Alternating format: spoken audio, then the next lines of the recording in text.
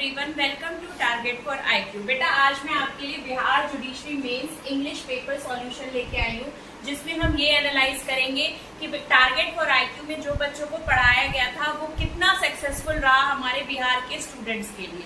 तो पहला जो क्वेश्चन आता है वो है पैसेज। पैसेज में देखिएगा रिलीजियस से आ जाता है, साइंस से आ जाता है, टेक्नोलॉजी से आ जाता है, हिस्ट्री से आ जाता है और हमारे डेली रूटीन से भी ये लोग पैसेज बना देते हैं। ठीक है, जिसमें बहुत ही सिंपल आंसर्स मैंने प्रैक्टिस करवाए हैं टारगेट फॉर आईक्यू पे।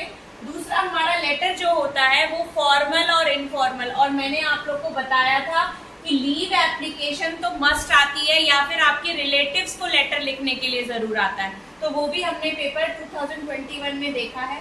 प्रिसाइज राइटिंग में भी आप ये ध्यान रखिएगा, जो मैंने पैसेज की बात की थी ना, वही हमारे प्रिसाइज राइटिंग में भी ये लोग इंपॉर्टेंस रखते हैं। चौथा टॉपिक है हमारा correct the statement. Correct the sentences में मैंने आपको बोला था चाहे करेक्ट द सेंटेंस हो, इसमें क्या है हमारे ग्रामर का बहुत इंपॉर्टेंट रोल है। मैंने आपको पहले भी बोला था कि बिना ग्रामर सीखे आप कुछ नहीं कर पाएंगे। आपके लिए tenses, active passive, direct indirect ये मस्ट है बिहार का पेपर क्रैक करने के लिए। ठीक है, तो जैसा हमने देखा कि आपको एक करेक्ट सेंटेंसेस आया था, तो जब तक आप टेंसेस की नॉलेज नहीं जानते होंगे, टेंस क्या करता है बेसिकली बच्चों को ये सिखाता है कि वे प्रेजेंट में कौन सी चीज है, पास्ट में कौन सी चीज है, फ्यूचर में कैसी है।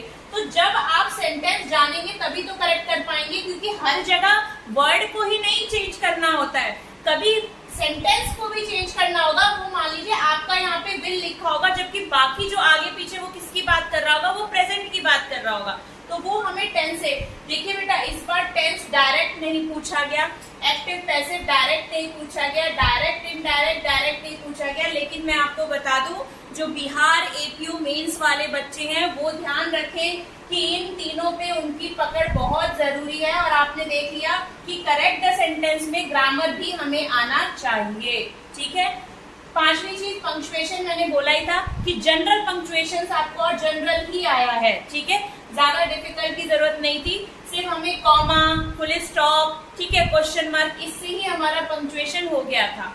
नेक्स्ट है हमारा ट्रांसलेशन। ट्रांसलेशन में भी मैंने बोला था कि हमें पास्ट ईयर्स के जो पेपर्स थे उसको सॉल्व करना था, और आप देखेंगे पिछले 4 ईयर्स के पेपर जिस बच्चे ने भी सॉल्व किए हैं उसी से मिलता जुलता ट्रांसलेशन आया था।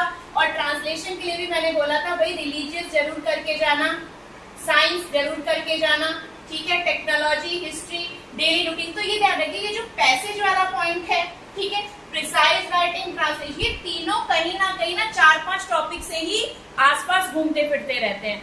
इस टाइम देखिए बेटा आपको ना डू एज डायरेक्टेड क्वेश्चन नहीं आया। जो हमारा क्वेश्चन होता था ना, क्वेश्चन 8 डू एज डायरेक्टेड, वो हमारा होता था टेंसेस से लेके कॉम्प्लेक्स सेंटेंसेस से लेके, इन सब चीजों की हमारे डू एज डायरेक्टेड में जो इस बार नहीं आया। और इसने क्या किया, आपके पेपर को ये नहीं आया तो ये पेपर और भी इजी हो गया है 2021 का पेपर। बेटा हम टारगेट फॉर आईक्यू ने एपीयू मेंस के लिए इंग्लिश का बैच स्टार्ट किया है। अगर आप लेना चाहते हैं तो प्लीज टारगेट फॉर आईक्यू जो नंबर है उस पर आप कॉल या मैसेज कर सकते हैं। Thank you all of you.